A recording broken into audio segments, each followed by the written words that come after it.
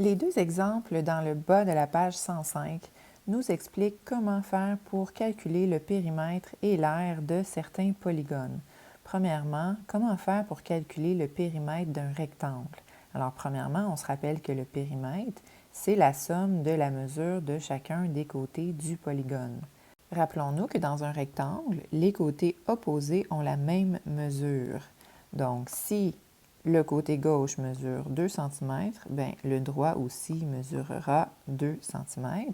Même chose dans l'autre sens. Si la base mesure 4 cm, bien, l'autre base qui est à son opposé mesurera également 4 cm.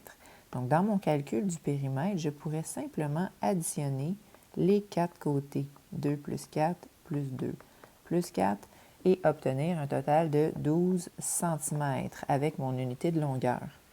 L'autre démarche possible, c'est d'additionner les deux mesures, donc la base plus la hauteur, et de doubler ce résultat, étant donné qu'ils sont là en double chacun. Donc 2 plus 4 me donnerait 6, que je double 6 fois 2 et j'obtiens quand même 12 cm. C'est la démarche qui vous a été proposée dans le cahier. Remarquez que peu importe si je décide de multiplier par 2 après ou avant, j'obtiens quand même le même résultat parce que la multiplication est commutative, donc l'ordre n'a pas d'importance. Donc les deux démarches ici sont des possibilités, des façons de calculer le périmètre.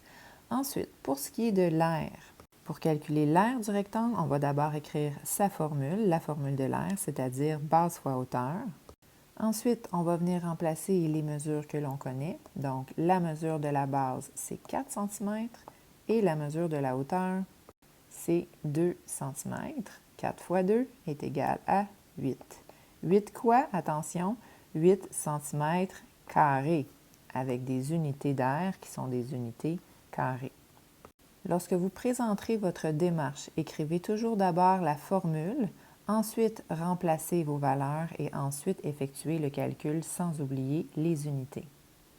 Maintenant, regardons le polygone régulier ici. On sait qu'un polygone est régulier lorsque tous ses côtés ont la même mesure. Ça, c'est très important. La petite mesure identique est indiquée par une petite ligne qui signifie que même si un seul des côtés a été identifié comme mesurant 3 mètres, bien, tous les côtés mesurent 3 mètres. Ça, c'est ce que la petite ligne m'indique ici. Quand on les compte, il y en a 6. Le nom d'un polygone ayant 6 côtés, c'est l'hexagone. Donc, pour calculer le périmètre, on va multiplier le nombre de côtés fois la mesure du côté. Donc, le nombre de côtés, c'est 6 et chacun des côtés mesure 3 mètres. Donc, 6 fois 3 égale 18. 18 quoi? 18 mètres dans ce cas-ci. Notez qu'une autre démarche possible aurait été d'additionner chacun des côtés 3 plus 3 plus 3 plus 3 plus 3 plus 3. Je m'assure d'en avoir bien 6. 1, 2, 3, 4, 5, 6. Et en les additionnant tous, j'obtiens quand même la même mesure finale. Et finalement, comment calculer l'aire d'un polygone régulier, dans ce cas-ci d'un hexagone? La première étape sera d'écrire la formule telle qu'on la voit à la page 105. C'est-à-dire que pour calculer l'aire, on doit prendre le périmètre, le multiplier par l'apothème et diviser le tout par 2.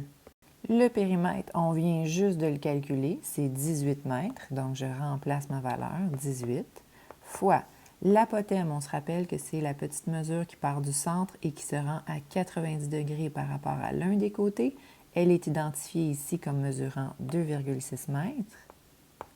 Et le tout divisé par 2. Et j'obtiens 23,4. 23,4 quoi? Mètres carrés, parce que ce sont des unités d'air et que les unités de l'air sont des unités carrées.